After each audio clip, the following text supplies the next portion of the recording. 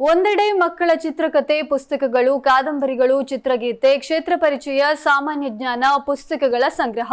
ಇನ್ನೊಂದೆಡೆ ಶ್ರೇಷ್ಠ ದಾರ್ಶನಿಕರು, ಚಿಂತಕರು, ಸಾಹಿತಿಗಳ ಸ್ಫೂರ್ತಿಯ ವಾಕ್ಯಗಳ ಫಲಕಗಳು. ಇಂಥದ್ದೊಂದು ಚಿತ್ರಣ ಕಾಣಸಿಗುವಂತದ್ದು ಯಾವುದೋ ಗ್ರಂಥಾಲಯದಲ್ಲಿಯೋ ಶಾಲೆಗಳಲ್ಲೋ ಅಲ್ಲ, ಬದಲಾಗಿ ಬಂಟ್ವಾಳದಲ್ಲಿ ಸಂಚರಿಸುವಂತಹ ರಿಕ್ಷಾ ಒಂದರಲ್ಲಿ. ಮಿನಿ ಗ್ರಂಥಾಲಯದಂತಿರುವಂತಹ ಈ ರಿಕ್ಷಾ ಪ್ರಯಾಣಿಕರಿಗೆ ಹೊಸ ಅನುಭವ ನೀಡುವ ಜೊತೆಗೆ ಜ್ಞಾನ ಭಂಡಾರ ಹೆಚ್ಚಿಸಿಕೊಳ್ಳಲು ಸಹಕಾರಿಯಾಗಿದೆ. ಇಂಥದ್ದೊಂದು ವಿನೂತನ ಪರಿಕಲ್ಪನೆಯನ್ನ ರಿಕ್ಷಾದಲ್ಲಿ ರೂಪಿಸಿದ್ದು ನೀರಪಾದೆ ನಿವಾಸಿ ರಿಕ್ಷಾ ಚಾಲಕ ಸುಶಾಂತ್ ಬಿಸಿರೋಡ್.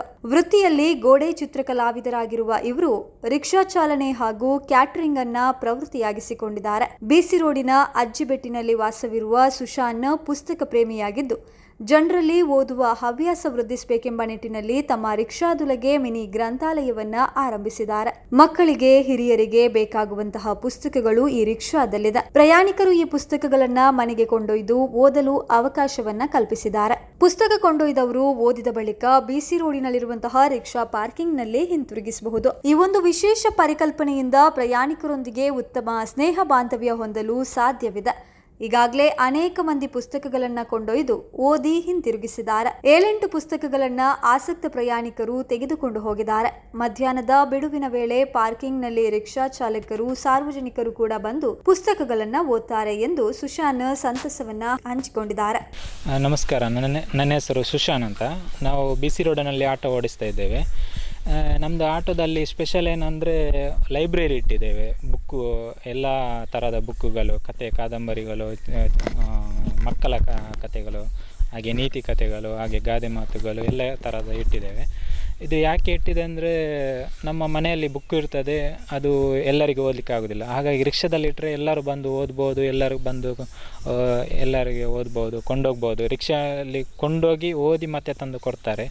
ಹಾಗೆ ನ್ಯೂಸ್ ಪೇಪರ್ ಇಟ್ಟಿದ್ದೇನೆ ಬೆಳಿಗ್ಗೆ ಓದುವಂಥದ್ದು. ಹಾಗೆ ಮೊಬೈಲ್ ಚಾರ್ಜರು, ಮತ್ತೊಂದು ಪ್ರಥಮ ಚಿಕಿತ್ಸೆಗೆ ಬೇಕಾಗಿರೋದು, ಏನಾದರೂ ತಾಗಿದರೆ ಹೆಚ್ಚು ಕಡಿಮೆ ಆದರೆ ಆಗ ಬೇಕಾಗಿರೋಂಥ ಐಟಮ್ಗಳು. ಮತ್ತು ಡಸ್ಟ್ಬಿನ್ ಇಟ್ಟಿದ್ದೇವೆ ಸ್ವಚ್ಛತೆಯ ಬಗ್ಗೆ. ಮತ್ತು ಚಾಕ್ಲೇಟ್ ಅದು ಇದೆಲ್ಲ ತಿಂದು ಹೊರಗಡೆ ಬಿಸಾಕಬಾರ್ದು, ಆ ಡಸ್ಟ್ಬಿನ್ನಿಗೆ ಆಗಬೇಕು. ನಾವು ಅದನ್ನು ಮತ್ತೆ ಏನಾದರೂ ಇಳುವರಿ ಮಾಡ್ತೇವೆ.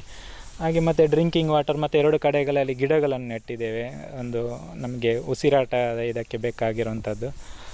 ಆಮೇಲೆ ನಮಗೆ ಸಾಲುಗಳು, ಚಂದವಾದ ಸಾಲುಗಳನ್ನೆಲ್ಲ ಹಾಕಿದ್ದೇವೆ ರಿಕ್ಷಾ ಒಳಗಡೆ. ಕೂತ್ಕೊಂಡು ಎಲ್ಲರೂ ನೋಡಲಿ, ಓದಬೇಕು, ನಮ್ಮ ಅನುಭವದ ಸ್ವಲ್ಪ ಇದು ಎಲ್ಲ ಇದೆ ಅದರಲ್ಲಿ. ಅದರ ಜೊತೆಗೆ ನಮ್ಮದು ಬೇರೆ ಕೆಲಸ ಇರ್ತದೆ. ಪೇಂಟಿಂಗ್ ಕೆಲಸ ಮಾಡ್ತೇನೆ ನಾನು, ಗೋಡೆಗಳಲ್ಲಿ ಚಿತ್ರ ಬಿಡಿಸೋದು, ಶಾಲೆಗಳಲ್ಲಿ, ಪಂಚಾಯತಿಗಳಲ್ಲಿ.